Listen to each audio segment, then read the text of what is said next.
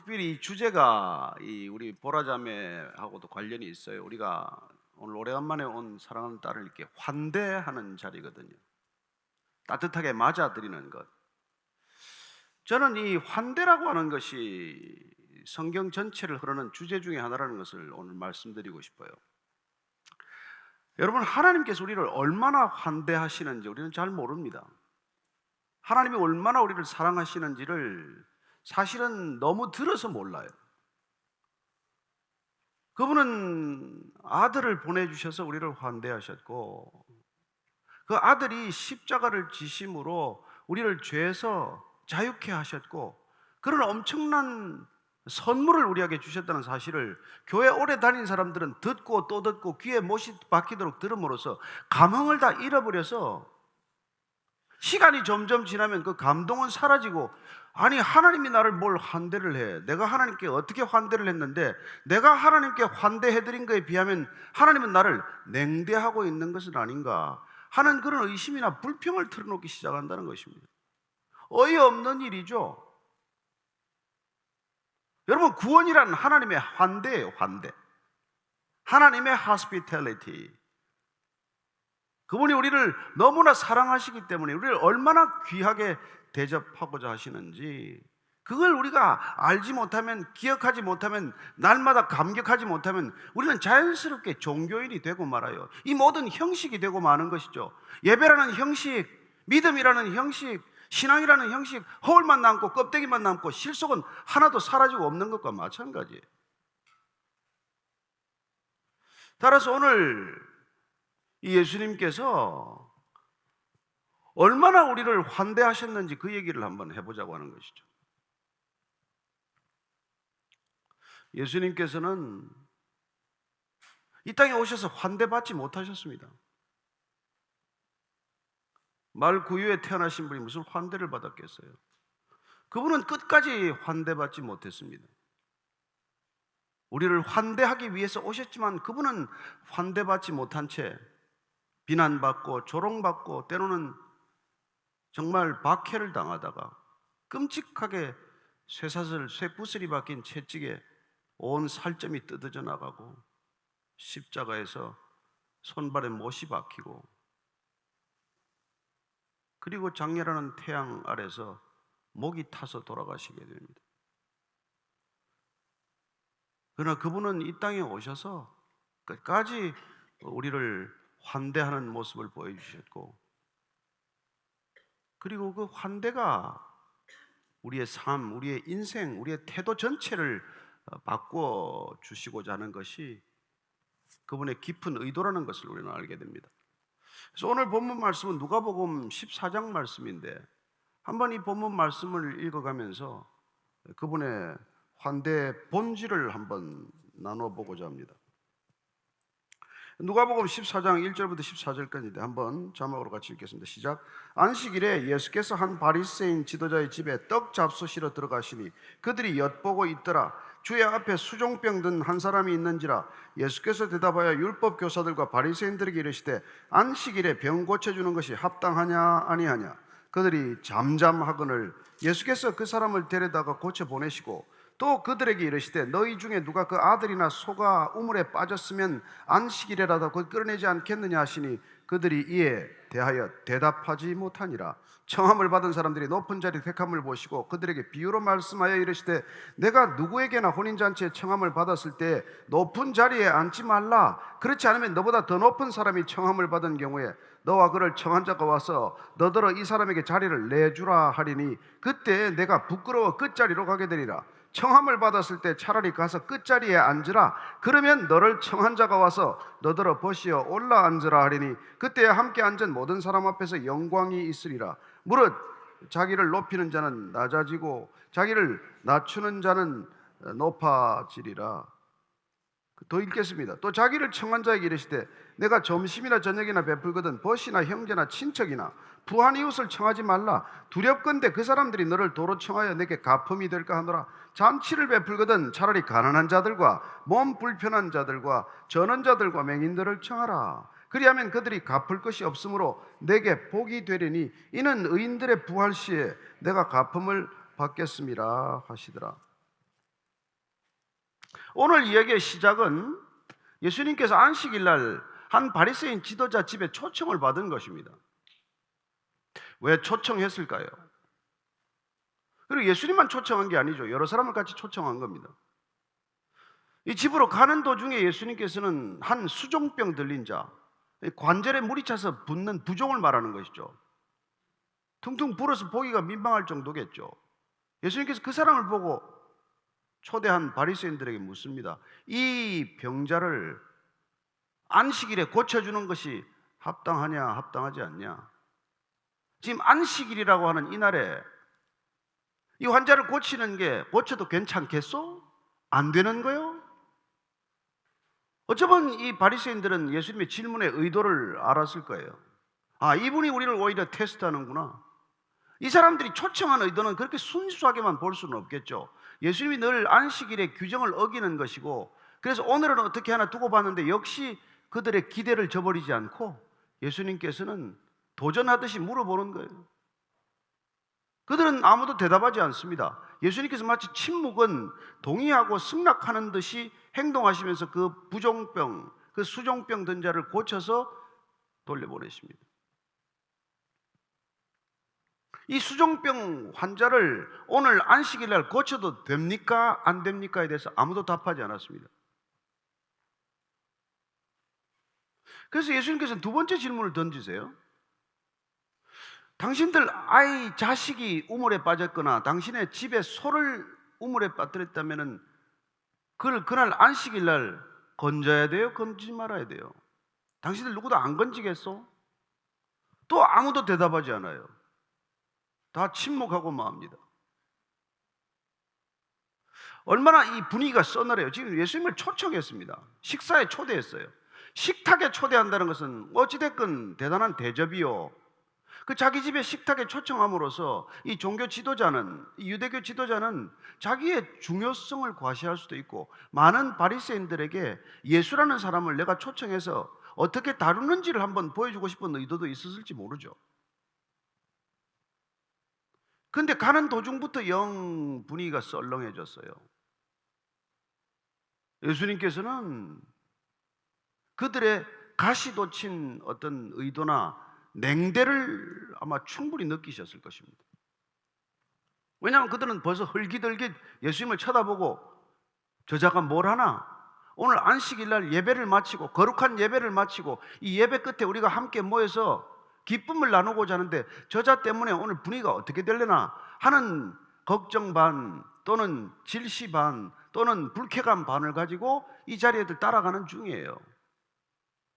자, 식탁에 이제 앉으러 들어갔는데 오늘 초청받은 사람들이 서로 상석에 앉으려고 몸을 부벼대고 어느 쪽이 상석인지를 두리번거리는 모습을 잠시 예수님께서 물끄러미 쳐다보시다가 머릿속에 한 비유가 만들어진 것이죠. 그렇습니다. 그 비유를 이제 들어서 이렇게 말씀하시는 것입니다. 예수님께서 오늘 드는 이 비유는 과연 무엇이 환대냐? 환대란 무엇이냐? 그리고 그 환대를, 주인이 우리를 환대하고자 하는 그 환대를 어떻게 손님은 받아들여야 되느냐? 그 얘기를 해주시고자 하는 것이죠. 비유는 이렇습니다. 혼인잔치에 초청을 받았는데 가서 상석의 제일 주빈 자리에 덥석 앉지 말아라. 주인이 당신 보고 와서 그 자리에는 누가 다른 사람이 앉아야 되는데 저쪽 다른 자리를 옮겨주시죠 하면은 비어있는 제일 끝자리에 가게 되면 꼴이 뭐냐? 그러니 초청받으면 가서 그냥 말석에 앉아라. 그러면 주인이 와서 당신은 이 말석에 앉을 분이 아닙니다. 상석에 앉으시죠. 이렇게 말하면 옮기는 게 모양이 훨씬 낫지 않겠니? 뭐 그런 얘기예요. 그 비유만 해도 분위기는 이미 뭐 싸늘해졌을 텐데 그 조금 상석에 앉겠다고 이렇게 조금 눈치를 보고 이렇게 서로 실랭이를 하던 무언의 실랭이가 일어났던 그 사람들은 이미 마음이 뭐 아주 그냥 불쾌하기 이를 데 없죠. 저자가 나를 겨냥해서 하는 얘기인가? 그래서 우리는 식탁에 초대를 받으면 내가 어디에 앉아야 하나, 나는 어떤 자리에 앉기를 저 주인은 배정을 해놨나? 그렇죠. 우리가 뭐 결혼 잔치에 초대받아 가면 어떤 데를 가면 이미 테이블 다 그림표를 그려놓고 이 자리에 앉으라고 지정이 되어 있지 않습니까? 어디를 가나 우리는 자리가 관심이에요. 그 잔치가 관심이 아니라 그 잔치에 초대받은 내 자리가 어딘가, 이게 더 관심이라는 것입니다. 뭐 청와대 만찬에서부터 누구 생일 잔치에 이르기까지 우리는 가면은 그 일 자체를 기뻐하기보다도 그 일에 초대받은 내가 너무 중요해서 나는 이 자리에서 어떤 대접을 받나? 도대체 내 자리는 어디쯤 되나? 이게 그렇게 관심이 크다는 거예요. 그런데 예수님은 이런 태도야말로 환대를 우습게 만들어 버리는 거라는 것이죠. 환대받는 사람이 환대를 걷어차버리는 거나 마찬가지라는 것이죠.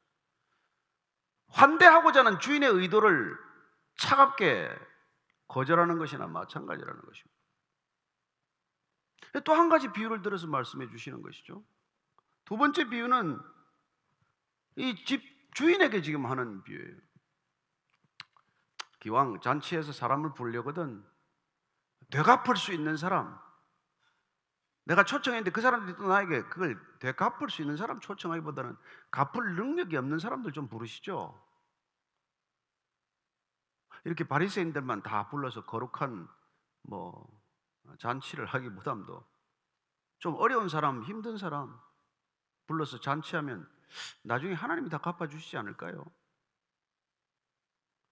잔치는 완전히 파장이죠. 시작도 전에 이미 그냥 싸늘해진 거예요.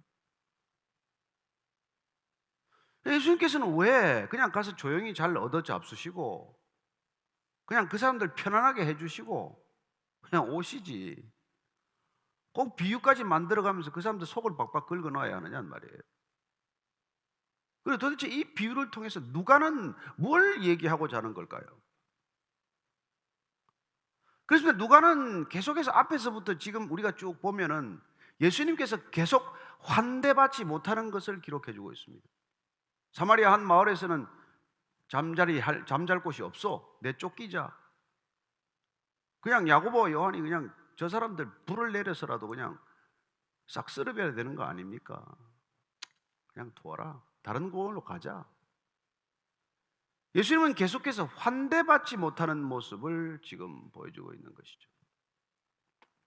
어찌 보면 누가는 의도적으로 예수님은 이 땅에 오셔서 우리를 환대하러 오셨지만 우리는 그분을 환대하지 않았다는 것을 계속적으로 반복적으로 카트 잘라서 보여주는 거나 마찬가지예요. 사마리아 사람들 누구도 예수님을 환대하지 않았습니다. 바리새인들조차도 예수님 환대하지 않았습니다. 아니 이스라엘 백성 전부가 나중에 환대하지 않습니다. 왜 이렇게 환대받지 못하는 땅에 하나님은 이 땅에 오셔서 우리를 환대하고자 하는 것입니까?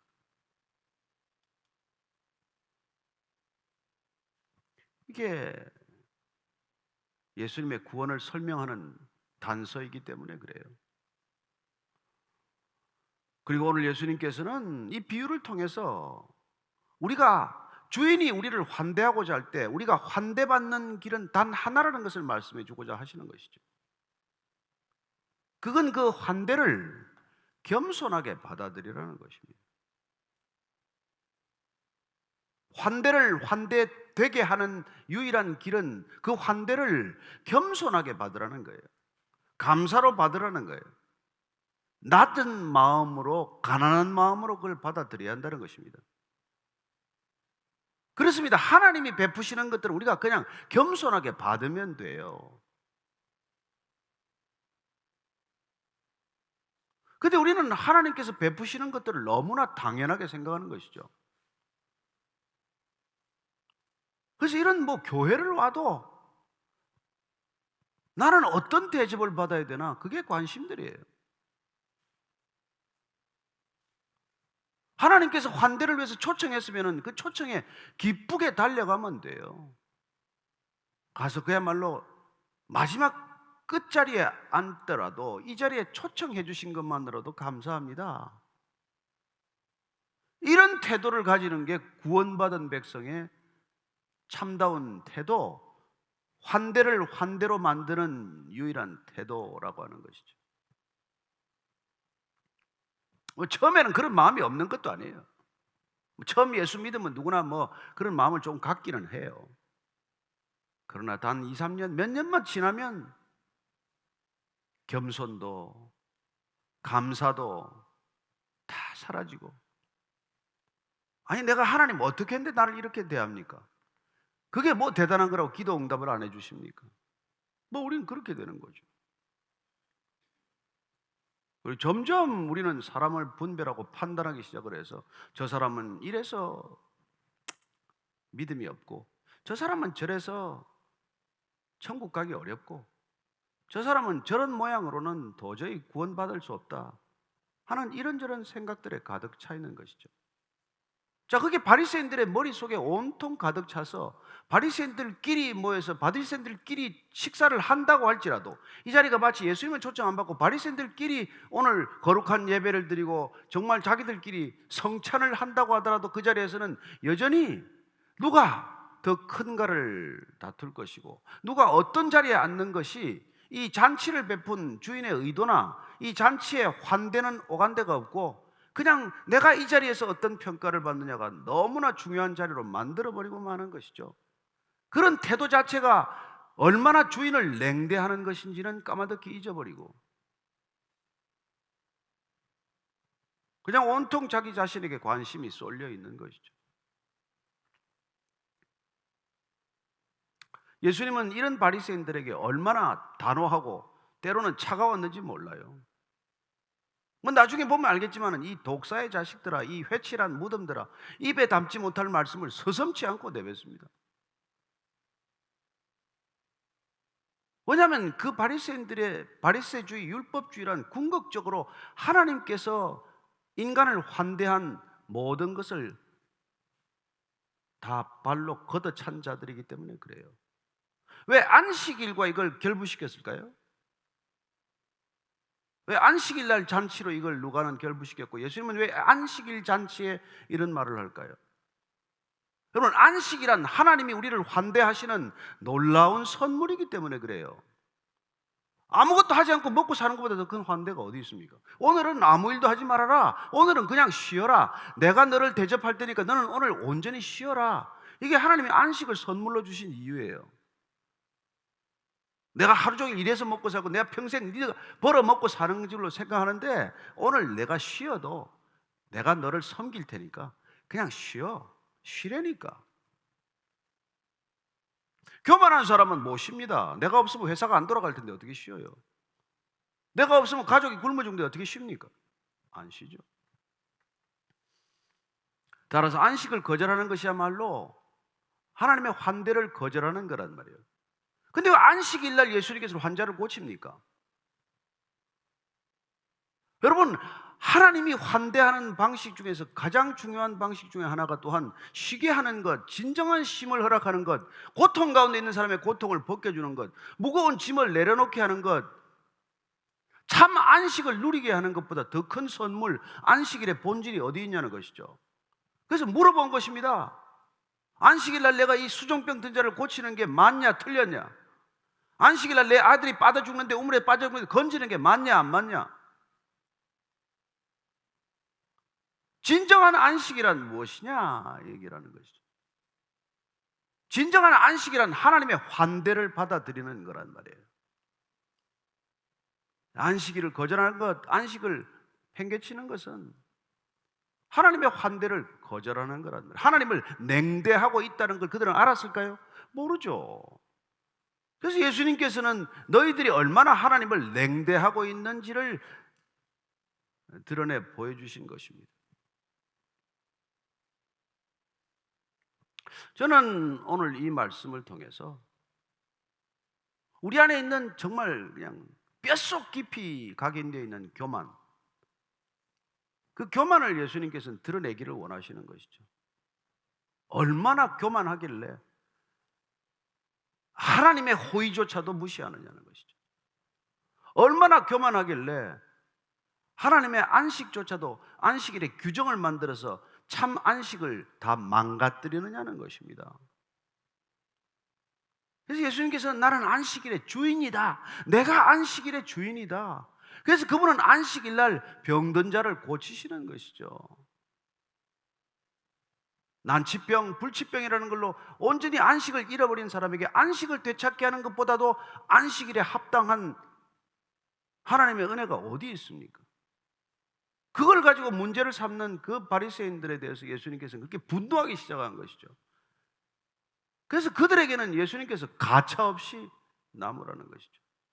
입만 열면 하나님 얘기를 하고 아침 저녁으로 제사 지내고, 그러지만은 정작 하나님에 대해서는 지극히 교만해져 있는 인간들, 사람들 앞에서는 하나님을 높이는 척하지만은 본인이 하나님이 된 것처럼이나 구는 작자들, 그런 자들에 대한 예수님의 분노는 무슨 가늠한 여자, 무슨 세리 창기보다는 비교할 수 없이 크다는 것입니다. 오늘 저는 여러분들이 그 하나님의 환대를 받아들이기로 결정하는 안식의 자리가 되기를 축복합니다. 그분을 맞아들이는 것, 찾아오신 그분을 그냥 우리가 맞아들이는 것 이외에 그분을 환대할 수 있는 길은 없습니다. 예수님은 환대의 방법을 두 가지로 우리에게 알려주십니다. 오병이의 기적 아시죠? 5천 명을 먹인 사건. 안 먹여도 아무 상관없습니다. 그러나 예수님께서는 환대하시기 위해서 그 사람들에게 배고픈 허기진 채로 돌아가는 것을 내버려 두지 않으시고 그들에게 무엇이라도 음식을 좀 먹게 하고 집으로 돌아가게 하겠다는, 환대하기 위해서 오병이어라는 기적을 베푸신 것이죠. 마지막 예수님께서 십자가를 지시기 전날 밤에 제자들을 불러놓고 식사하시면서 갑자기 식사 도중에 허리에 수건을 두르시고 제자들의 발을 씻겨 주신 것입니다. 환대란 무엇인지를 말씀해 주신 것이죠.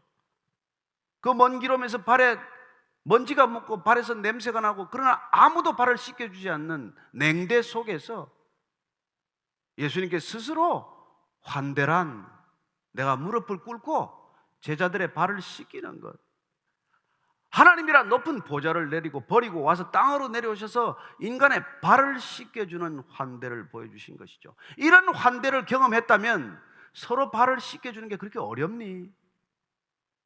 그렇게 물어보시는 것이죠. 여러분, 예수 믿고 대접받을 생각은 아예 버리십시오. 하나님의 환대를 받은 사람은 더 이상 환대받을 이유가 없습니다.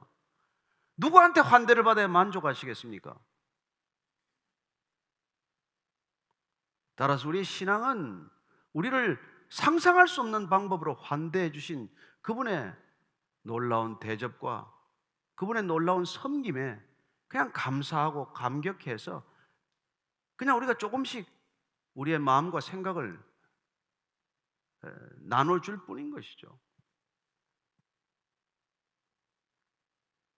그렇습니다. 그런 환대를 받은 사람은 더 이상 세상의 냉대에 신경 쓰지 않습니다.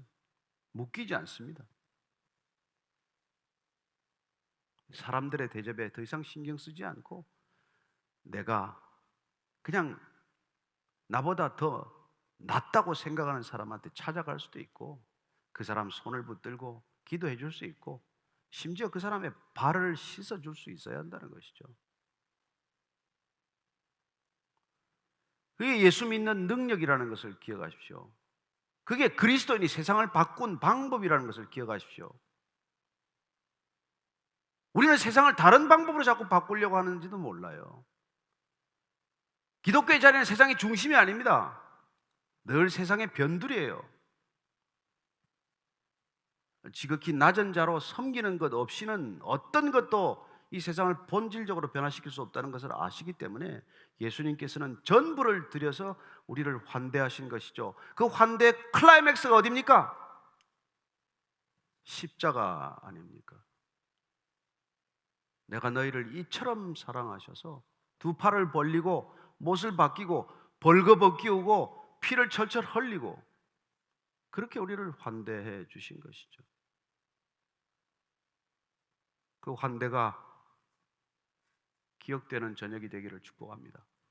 기도하겠습니다. 하나님 아버지, 나 자신도 모르게 슬그머니 교만이 날마다 올라옵니다. 나를 어떻게 이렇게 대접할 수 있어? 주님은 우리를 그렇게 대접해 주셨건만 우리는 교회를 다녀도, 교회를 20년, 30년 평생을 다녀도 그저 내 자리는 어딘가, 나는 어떤 대접을 받아야 하나, 온통 그 생각입니다. 주님, 우리를 다시 한번 발가 벗겨서 주님 앞에 엎드려 회개하게 하시고, 주님 섬김 받은 것만으로 저는 충분합니다. 더 이상 섬김 받지 않아도 됩니다. 부족함이 없습니다. 고백하는 진정한 주님의 제자들 되게 하여 주옵소서. 예수님 이름으로 기도합니다. 아멘. 예. 지난주에도 질문을 한 분들이 있었는데 다 못했었어요. 그래서 우선 그 환대와 관련한 지난주에 쓰던 질문인데, 저는 결혼을 하려는 사람이 있습니다. 가치관이 잘 맞는 아주 좋은 사람입니다. 다만 서울에서의 저의 일과 커리어를 뒤로 하고 지방으로 내려가지 않으면 계속 주말 부부를 해야 하는 어려운 상황이 있습니다.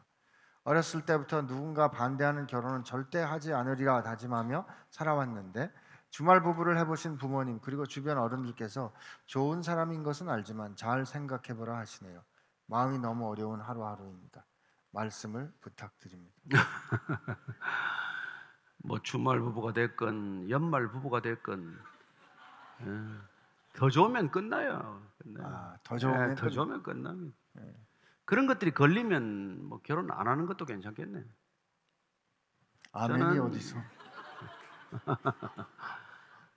저는 사랑은 뭐 전부를 포기하는 거죠. 뭐 안 되면 거기 따라 내려가서 같이 지내면서 거기서 뭐 또 조합을 찾을 수도 있고.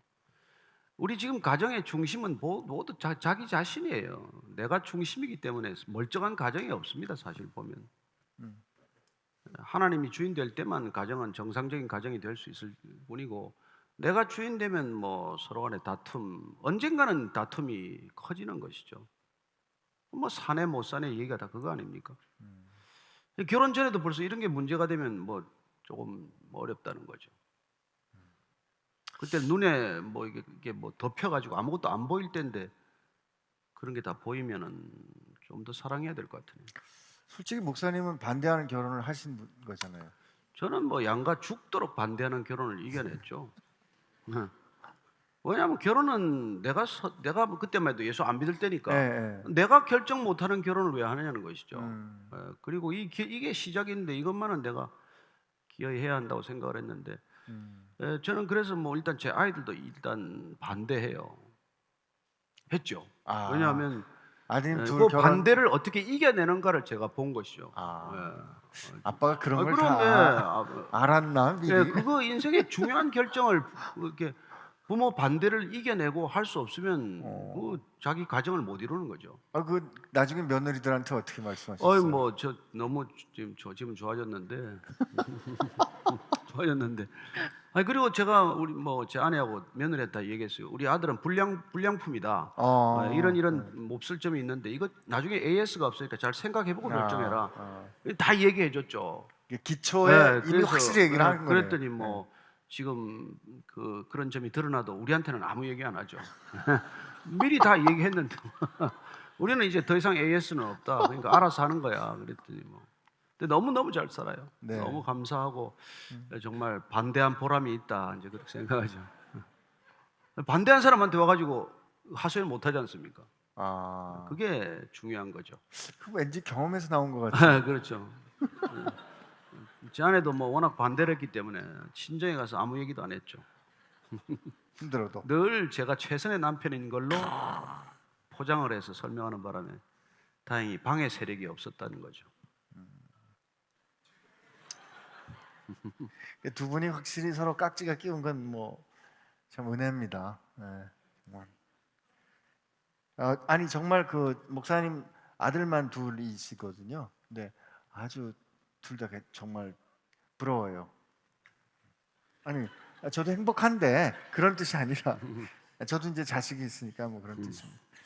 이 저 왜 교회하고 관련된 뭐 교단 뭐 이런 또 무슨 연합회 뭐 이런 게 있지 않습니까? 근데 뭐 그런 뭐 예를 들면 어떤 뭐 WCC나 뭐 이런 거에 대한 입장을 물어보는 질문들이 이게 간혹 있곤 네, 하는 것 맞아요. 같아요. 그래서 이번에도 어느 한 분이 뭐 그런 질문을 하셨는데 그런 부분에 대해서는 교회가 어떤 입장을 가지는 게 좋을까요? 저는 뭐 교단과 교파 자체를 조금 외면하고 싶은 마음이죠. 왜냐하면 에, 기독교가 종교적 틀에 갇히게 된 가장 큰 이유가 교단과 교파가 적지 않은 영향을 끼쳤다고 보기 때문이죠. 음, 왜냐하면 예수님은 생명이고 복음이지 정말 교단과 교리가 아니기 때문에 그래요. 왜 같은 예수님을 섬기면서 이렇게 교단과 교파가 많아졌는지 참 이해하기 어려운데 저는 예수님으로 돌아가면 본질로 돌아가면 생명과 사랑과 빛으로 돌아가면 교단은 사라진다고 믿는 사람이에요. 음, 따라서 저는 그 종교 통합 운동에도 뭐 신경을 안 쓰는 편이에요. 그래서 뭐 저희 교회 찾아와서 WCC를 어떻게 생각하냐 뭐 어쩌냐 하는데 저는 예수님을 종교라고 생각하지 않기 때문에 종교 통합에는 별 관심이 없어요. 음, 종교 통합이란 마일리지 교환 시스템이다. 저는 이렇게 규정을 해요. 왜냐하면 뭐 불교에서 짓는 마일리지나 무슨 뭐 기독교가 쌓는 마일리지나 다 마찬가지다. 교환에 쓸 수 있다. 뭐 히말라야 산 올라가는데 정상에 올라가는 길이 한 길이냐, 여러 길 아니냐. 뭐 엊그제도 제 친구가 그런 메일을 보내왔어요. 그래서 제가 그랬어요. 그래, 산에 올라가는 건 길이 많지. 그러나 하늘에서 내려온 분은 한 분밖에 안 계시다. 예. 우리는 그분을 받아들이는 사건, 그분을 만난 사건이지 무슨 길 찾아서 어디 하늘로 올라가고 산에 올라가는 길이 아니다.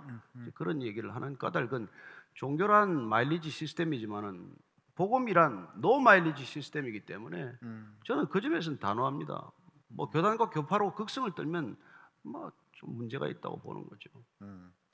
그러니까 사실 이 마일리지라는 유비로 말씀을 해주신 네, 거지만 네, 어, 그러니까 원래 본질이 아닌 거기 때문에 그걸 가지고 이렇게 그렇죠. 왈가왈부할 그런 게 아닌 네. 말씀이라고 이해를 하면 될 것 같습니다. 목사님께서 사실 이제 그 지난주에도 뭐 또 그런 질문을 많이 하신 어느 분이 계속 그렇게 여러 번 질문을 하셔가지고 같은 질문을. 같은 네. 질문을 근데 이제 이 교회를 개척하고 싶은데 혹은 교회를 개척하려면 어떤 게 필요합니까? 뭐 이런 것과 관련된 질문이었거든요. 근데 저는 교회 개척이라는 표현을 뭐 조심해서 안 쓰기도 하고 음, 제가 또 뭐 그 어떤 외국에 있는 교회에서 교회 개척 팀이 와서 뭐 동역을 또 이렇게 설명을 하길래 제가 그랬어요. 개척 인간이 개척하는 거 아니다. 음, 교회는 인간이 개척할 수 있는 게 아니고 인간은 주님의 부름을 받아 교회가 될 수 있을 뿐이다. 음, 따라서 교회 개척이라는 표현을 조심해서 써야 될 것이 내가 주님을 나보다 더 사랑하면 교회가 되기 시작하는 거예요. 음, 나보다 주님이 더 중요하고 주님을 더 사랑하면 이미 그 사람이 교회예요. 그런 사람은 반드시 누군가와 함께 연합하게 됩니다. 음, 함께 예배 드리게 돼요. 함께 성경을 읽게 됩니다. 그러면 교회죠. 뭐 상가 건물 얻고 뭐 이 사람 저 사람 불러서 교회 되지 않아요. 근데 인간의 제도가 탄생하겠죠. 그러나 정말 교회란 주님께서 나를 따르라 부른 사람들을 교회라고 하시니까 여러 사람 뭐 우리가 뭐 차려놓고 누가 오는 사람 데리고 교회 하는 거 아니에요. 여러분들이 여기 왔다고 교회가 되는 게 아니란 말이에요. 교회는 주님께서 나를 따르라고 부른 사람들 사실 그 소수를 교회라고 부르신 것이죠. 따라서 뭐 세상을 따라가면서 주일날 교회 왔다 갔다 한다고 교회가 된 게 아니란 말이에요. 그런 착각을 하게 만들어서 뭐 교회 다니면 천국 간다. 이건 다 정말 자칫하면 끔찍한 소리예요. 현혹되면 안 된다 이 말이에요. 설명을 좀 해주셔야 돼요. 부족한 것 같은데 본인도 좀 설명을 하시죠.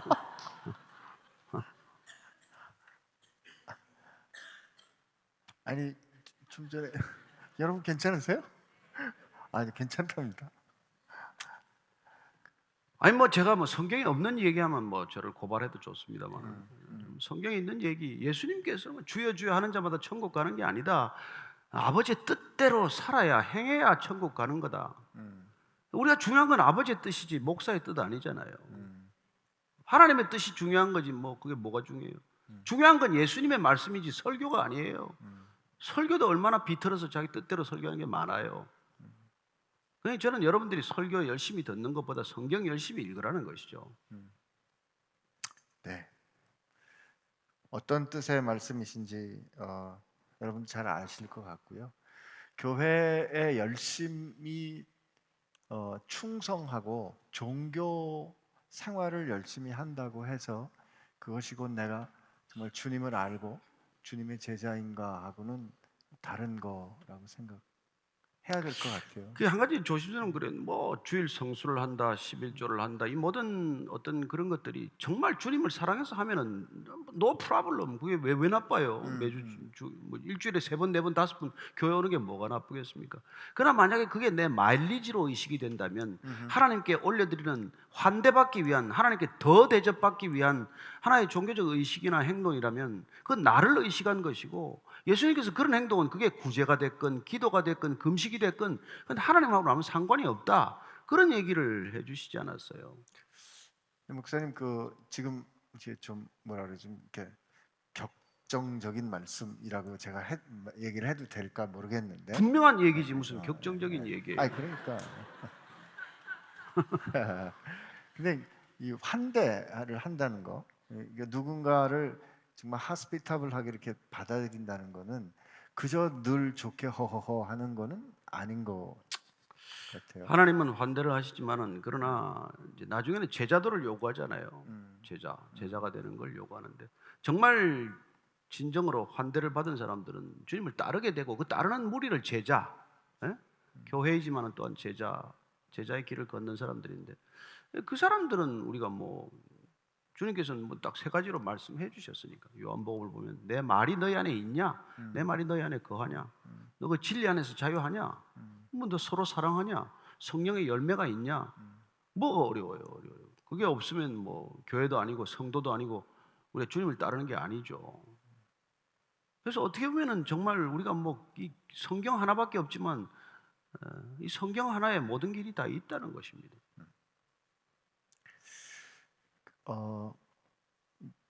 기준이 분명하면 그 분명한 기준이 자유를 허락해 주는데, 그 기준을 자꾸 타협하게 되면 오히려 더 어려워지는 것 같은 그런 그러니까 우리가 뭐 선교지까지 가고 또 순교를 하고 하는 거는 환대받은 사람만이 할 수 있는 거예요. 그래서 주님이 그렇게 환대를 해주신 것이죠. 우리가 너무 사랑하면은 뭐 사랑하는 사람을 위해서 죽는 것도 있잖아요. 뭐 그런 거죠.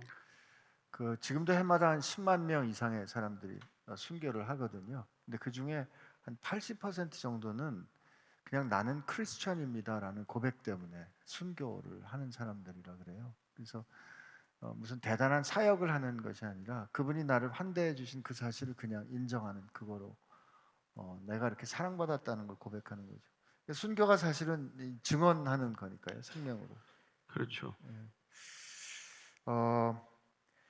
지금 혼란스러운 세상을 살아가며 믿음을 지키려고 하지만 내 믿음을 굳건히 굳건히 지키기도 벅찬 마음이 있습니다. 그래도 열심히 신앙생활 하려 하지만 자식 낳기에도 아직 두려운 마음이 있습니다. 결혼을 하신 것 같은데 꼭 자녀를 낳아야 하는 건지요? 그 나한테 물어볼 일도 아니고 남편하고 잘 의논하셔야 될 일 같은데, 그러나 우리는 그렇습니다. 하나님께서 우리에게 생명을 주셨다는 것이고 또 우리의 믿음은 다음 세대로 이어져야 하기 때문에 우리는 우리 자신을 위해서 결혼하는 게 아니에요. 결혼을 허락하신 까닭은 하나님께서 믿음을 대를 이어서 전수하기 위한 거예요. 그러니까 우리는 부모로부터 받은 사랑 자식에 물려주기 위한 중간 고리 역할을 하는 것이지, 우리 인생 마음대로 즐기다가 우리 그냥 떠나면 그만이다, 그런 이기적인 인간을 위해서 예수님이 십자가를 지셨겠어요? 따라서 우리는 늘 공동체적인 것 아니에요. 우리 모든 판단은 성숙하다는 것은 공동체 중심적인 판단과 결정을 내린다는 것이죠. 네. 어린아이가 나밖에 모르겠지만 어른이란 남을 배려하는 것이고 성숙이란 다음 세대까지 배려하는 것 아니겠어요? 음. 그러면 다음 세대는 필요 없다. 우리끼리 살다 가면 그만이다. 자식한테 돈 남겨줄 필요 없다. 다 쓰고 가야 된다. 뭐 이런 생각을 하는 사람들은 아무리 교회를 다녀도 미숙한 사람 아니에요. 음. 그러니까 저는 아이를 안 낳으려면 버려진 아이들 입양을 하시든지 그래서라도 믿음이 전해지게 하는 것은 소중한 우리의 소명이라는 것입니다. 따라서 하나님을 믿는다는 건 소명이 생겼다는 뜻이에요. 소명에 눈을 떴다는 얘기죠. 나는 하나님을 믿는데 소명이 아직 뭔지 모르겠습니다. 그거는 하나님을 못 만났다는 증거 아니겠어요? 사실 요즘 시대 자녀를 갖는 거 많이 부담스러우실 것 같긴 해요. 근데 자녀를 갖는다는 거는 희생을 하겠다는 그 사랑의 결단이기 때문에 우리가 크리스찬이라면 늘 생각해봐야 될 하나님 앞에서. 그리고 제가 옛날에 학생 때요, 80년도에는 정상적인 부부가 결혼을 했을 때 불임이 될 수 있는 확률이 1%였습니다. 100가정이면 한 가정인데 지금은 5, 6가정에 한 가정 정도가 노력을 해도 아기가 안 생기거든요. 우리가 가질 수 있다고 아기 갖기 싫으면 안 갖고 하는 거 아니에요. 하나님께서 선물로 허락해 주셔야 하는 거거든요. 그래서 우리 마음 가운데 그 하나님의 귀한 선물에 대한 기대, 감사함 이런 게 꼭 있어야 되지 않을까 하는 그런 생각이 듭니다. 저도 세상이 이러니까 애를 낳아라 말아라 그렇게 말할 수는 없어요. 그렇지만은 적어도 아이를 낳고 안 낳고 하는 것보다 더 중요한 것은 정말 누군가를 그렇게 끔찍하게 사랑할 수 있는 능력보다도 더 중요한 능력이 없기 때문에 하나님께서는 출산이라는 방법을 통해서 부모됨을 통해서 그런 깊은 사랑을 체험하게 하시는 것이죠. 따라서 우리는 아이한테 희생했다고 말하지 않습니다. 그 아이를 키우면서 우리는 더 많은 사랑을 받았다. 음, 그게 우리가 사랑에 대한 깨달음 아니에요? 음, 아이들을 위해서 죽을 고생을 했지만 아이들 때문에 내가 못 살게 되었습니다. 그런 얘기 하지 않습니다. 둘을 키웠건 셋을 키웠건 그 아이들 키우면서 우리는 더 많은 사랑을 받았습니다. 이게 부모됨에 대한 특권이요, 부모됨에 대한 자각관이에요. 그러니까 그런 기쁨이나 그런 걸 맛볼 수 없다면 안 된 일이죠, 인생이라는 게. 음, 음, 그러나 꼭 내 아이가 아니더라도 정말 처녀된 몸으로 선교사로 가서 그 땅에 Can I call mom 하는 이런 캐티 같은 작가가 쓴 걸 보면 그 대학교도 입학해 놓고는 저기 우간다에 가가지고 애들을 이렇게 어머니처럼 열몇 가정을 아이들을 이렇게 섬기는 걸 보면은 그 아이를 꼭 내가 육신적으로 낳지 않더라도 그 아이한테 내 인생 전부를 줄 아는 그런 사랑을 통해서 그런 어머니 됨을 벌써 경험하고 있는 것이죠. 어, 좀 안타까운 질문이기도 한데요. 하나님 주신 구원만으로 감사하고 겸손히 나는 죽고 온전히 그리스도의 제자로 살게 되기를 기도합니다. 진정한 자아 포기로 하나님과 연합해서 사는 그리스도인들이 적은 이유가 무슨 그게 우리가 됐을까요? 이렇게 참 원죄가 뿌리가 안 빠지기 때문이죠. 내 힘으로 내 노력으로는 절대로 그 원죄가 사라지지 않잖아요. 그게 되면 예수님 오실 이유도 십자가 지실 이유도 없죠. 이게 우리가 종교적인 삶이란 결국 자기를 확장하는 삶의 패턴이에요. 내가 좀 더 정말 커지는 게 목적이라고 한다면 예수 믿는다는 건 자아 소멸을 경험하는 것이죠. 내려놓는 차원이 아니에요. 내려놓는 건 수도고 수행이지. 음, 그래서 우리는 내가 죽고 내 안에 그리스도가 산다는 고백이 나올 때까지는 예수 만난 게 아니죠, 사실은. 종교 생활하고 있을 뿐이죠. 어떻게 생각하면 그 로마서 7장에 나오는 것처럼 정말 이 어쩔 수 없는 나를 하나님 그렇죠. 앞에서 철저히 생명의 성령의 법이 예, 사망의 법을 이겨야 되는 것이죠. 음, 그래서 우리가 살지만 이 땅에 속한 자로 살지 않게 되는 것이고, 그래서 예수 믿는다는 건 성령이 잉태되는 것, 새 생명이 내게 잉태되는 것, 따라서 그 영원한 생명 때문에 육신의 생명이 하찮아지는 것, 그걸 경험하는 것이죠. 날마다 나는 점점 덜 중요해지고 내 안에 새 생명이 점점 더 중요해지는 것, 그게 신앙의 길 아니겠어요? 아멘. 이 질문으로 오늘 네, 네, 네. 오랫동안 영적 침체에 빠져 있는 것 같습니다. 극복하려고 여러 시도를 해보았지만 잘 안 됩니다. 괴로운 때도 많고 별일 없는 듯한 일상에 아무 문제가 없는 것처럼 여겨지기도 합니다. 이 영적 침체에서 나오고 싶은데 좋은 방법이 있을까요? 이런 질문이에요. 좀 밴쿠버 리전트 칼리지에 있던 교수인데 그 기도라는 책을 쓴 분 있죠? 휴스턴? 아니죠. 기도라는 책을 쓰신 분인데 유진 피터슨 말고 또 한 사람이 있어요. 기도 쓴 사람 뭐 기가 안 나나?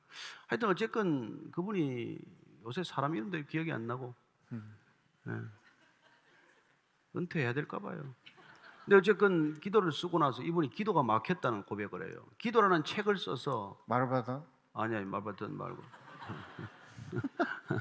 남자분이에요? 남자죠. 아, 이분이 너무 이게 정말 남한테 털어놓지도 못하고 이 기도가 그 당시에 베스트셀러로 팔리게 되고 근데 정작 본인은 기도가 되지 않는 거예요. 그래서 사랑하는 친구한테 메일을 썼어요.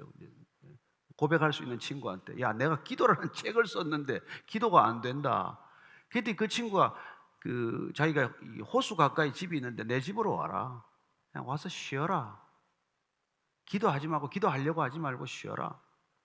그래서 그 친구 집에 와서 2주간 그냥 아무것도 하지 않고 쉬면서 회복이 되었다. 그런 이 감정을 한 게 있어요. 저는 우리한테 때로 그런 휴식이 필요하다는 것이죠.